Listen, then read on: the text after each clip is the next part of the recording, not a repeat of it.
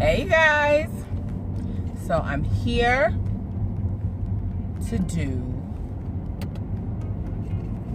a story time. So today's story time is about when I got caught sneaking out and staying at a boyfriend's house. Okay, so I was a late bloomer and didn't have a boyfriend until I was graduating high school. So second relationship, my boyfriend, you guys know you guys know I grew up in Gary.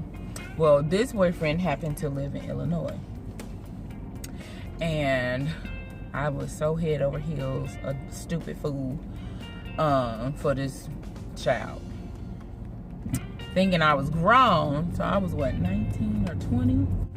I'm home for the summer from college, and so he's like, "It's your birthday, come stay here with me, and we'll celebrate your birthday." And my parents, I think at that point they knew I was dating him. But they did not know that I was seeing him as frequently as I was actually seeing him. I was at least taking my mother's car and going over there at least once a week. I believe it was. At least once a week. And going over there to visit him. Well, this one weekend, I'm like, okay, how am I gonna get away for the whole weekend? Because my parents weren't having that, staying with your boyfriends and doing all that. My parents, they just wasn't them kind of parents.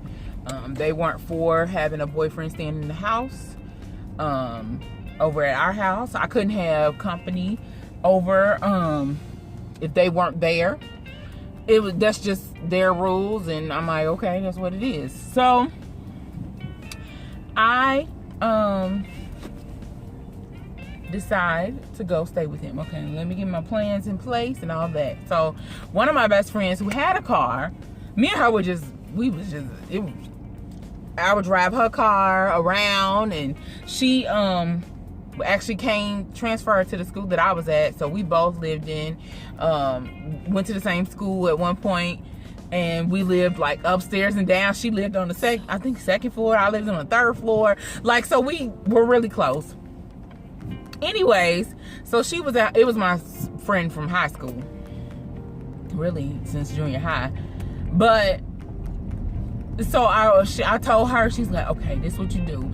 You go, I don't know if she gave me the story or if me and her conjured up the story together. I don't remember.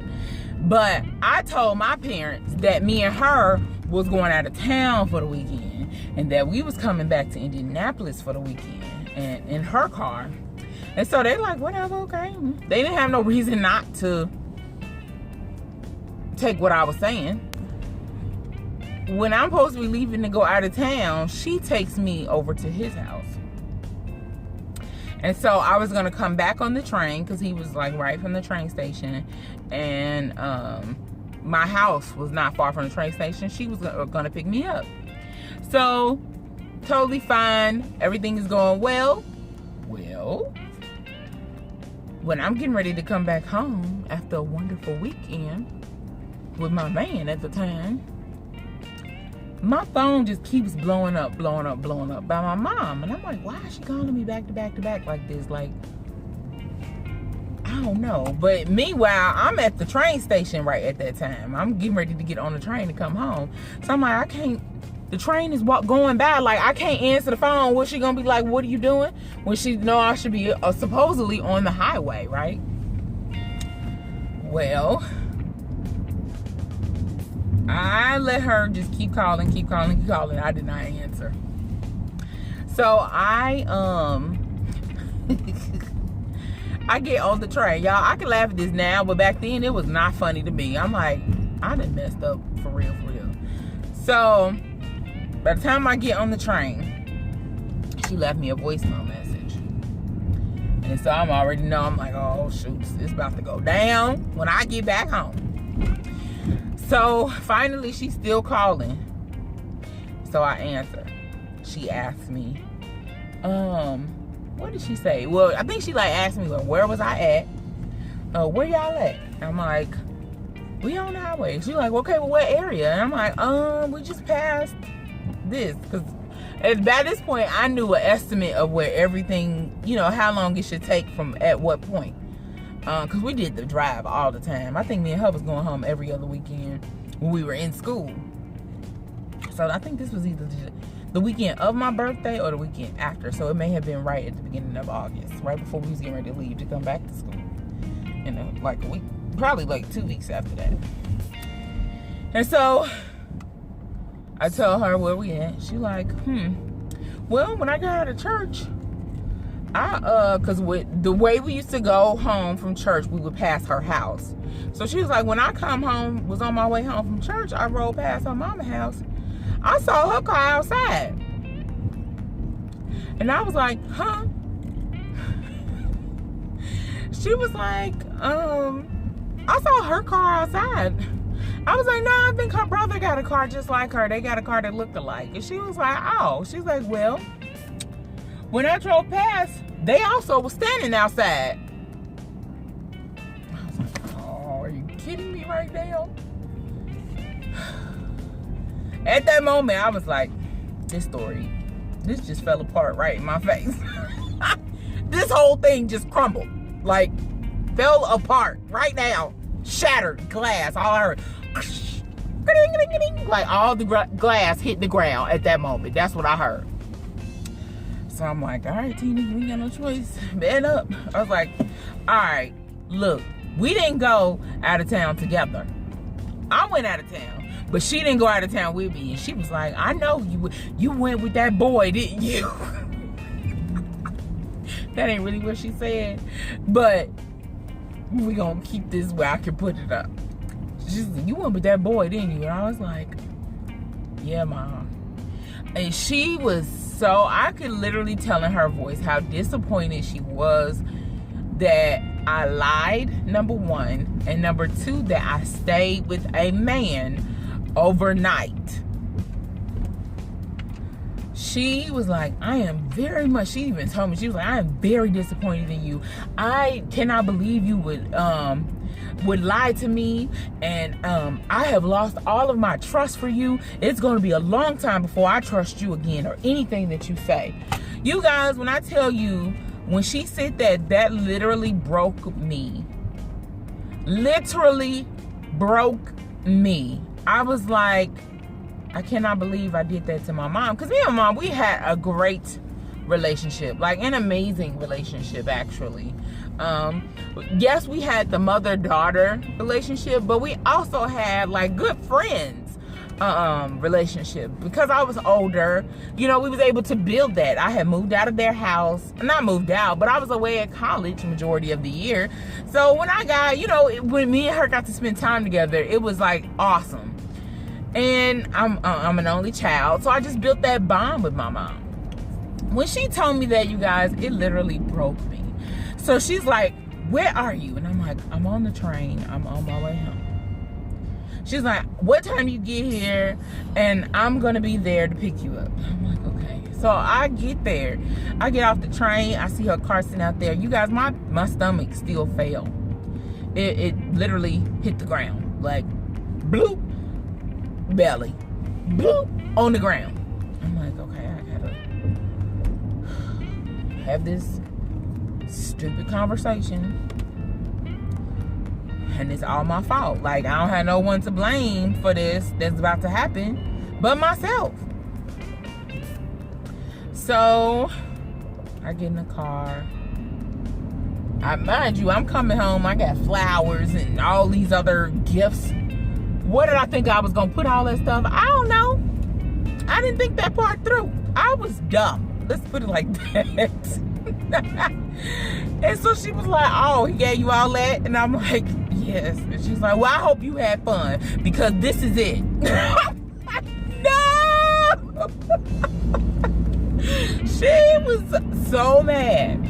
And all she could just keep saying is, I'm very, very disappointed in you. My mom had never ever told me that. The only words I've ever heard from her is nothing but praise. Like, you did great. I'm very proud of you. I'm honored to be your mother. You know, all these different praise type of talks or sayings is what I've heard from her. But no, she told me, I'm very disappointed in you. That was so heartbreaking to me.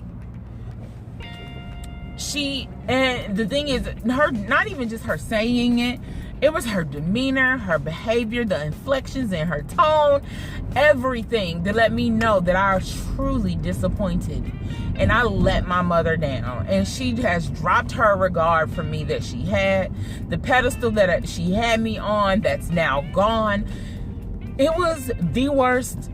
That was one of the worst times. No, that was the worst time in our mother-daughter relationship, in my opinion. Because it was horrible. So we get home, like, we're in the car, she's talking, I'm boo-hooing and crying, she's steady just like, dude, you should have never ever done that. Why are you going to stand with this man?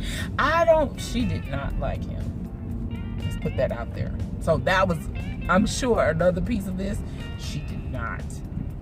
When I say did not, I mean did not. Even to this day, if we talk about when I've messed up in that conversation, because I can't stand him. And I'm like, I think you kind of associate your can't stand for what I did, but that was my choice and my behavior. You can't put that on him. That was mine. I could have said no, but I didn't. So, but anyways, to this day, she still don't like that man. I'm like, that man ain't thinking nothing about me. But I don't like him. Like, okay, mama. We're not talking about it. You do realize I buried somebody else, though, right? Okay. You realize I had a baby with somebody else, though, right? Okay. But, oh my goodness. She laid it in on me, y'all. Like, we had never, ever had those kind of issues. But the second part is I had to go home, which is where my stepdaddy was. Now, our relationship was a little bit different in the way that, like, parenting-wise, how it went. Like, I mean, I saw him as a father figure, but I don't really know how to explain it. My side of it was kind of different. It was just a different type of thing for me. But I really appreciated him being as a stepdad and an actual, kind of like, basically like a role model for me, and how a man should be with a woman. And he was that for me. And so I knew she had told him, so I'm like, now I got to go face this man and be more ashamed. It's like public shaming. Like, really? I gotta go through all of this in the house. I'm being publicly shamed at home. Publicly shamed. This is crazy. So, I go to him. I apologize. Hey, I shouldn't have done that. I shouldn't have done this. All these other things. And he's just like, I think at that moment, if I'm not mistaken, he was shining his shoes that he had, I guess, wore to church that day. And so all I remember is him sitting there shining his shoes, and I'm talking and he's shining his shoes, and then he looks up at me and just said, okay. That was it.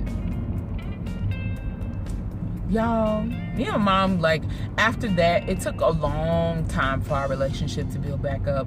But when I say a long time, I mean months. Because I think even when I left, we still weren't, like, me and mom, we would talk and laugh and joke. None of that stuff was happening at that point. None of that stuff was happening. Like, it was literally what we needed to talk about. She didn't let me get her car no more before I left. What else happened? I told him. He was like, I'm so sorry. Like, I denied me for all the stuff that happened to you. But I still don't think he understood how much I had to go through after that. Like,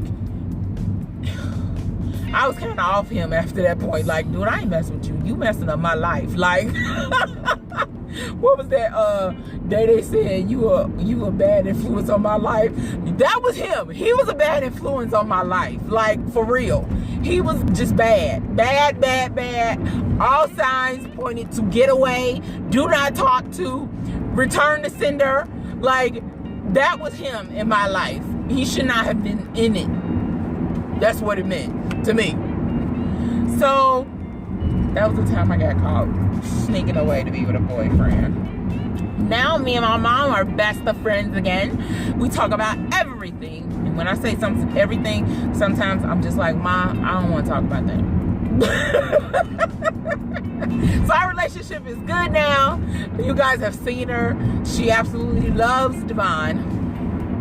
From the moment she met him, that's my son. I'm like, lady, I'm not even sure about this dude. Like, that's my son.